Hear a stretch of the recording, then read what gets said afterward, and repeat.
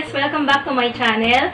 So ngayon po, ang aking isi-share today is magluluto po tayo ng Ampalaya con Carne. Go! Meron po tayong mantika, onion, garlic, and then meron din po tayong marinated na sliced pork. Mga 15 to 20 minutes po siya kailangan nakababad para po ready na. Of course, meron din ho tayong ampalaya. Medyo makapal pang hiwa para hindi madurog. Tubig. Of course. And then, meron din ho tayong seasoning. Optional lang po to kung matabang po yung marinated natin na sliced pork. Then, let's start. Mantika.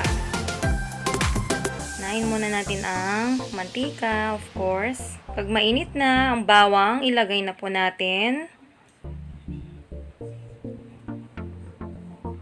Then, meron tayong sibuyas.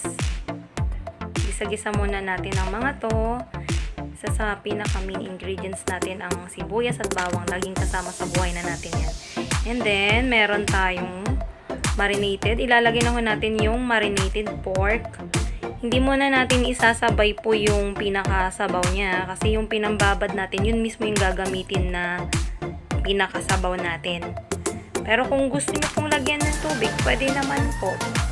Kung gusto niyo po ng mas maraming sabaw, ayan, tapos haluin po natin ng saglit. Tapos pakukuluan po natin siya hanggang sa lumambot para masarap po. Pwede na po natin ilagay yung sabaw ng pag-marinate natin kanina.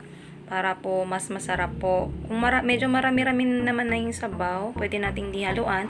Lagay na rin natin kaagad yung ampalaya para hindi ho maubos yung sabaw niya. Then, pakukulaan din ho natin siya ng saglit.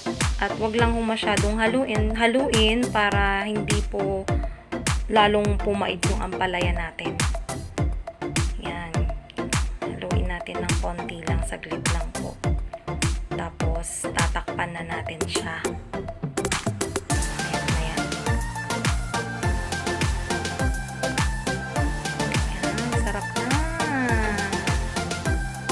Pakuluin muna natin po saglit lang po.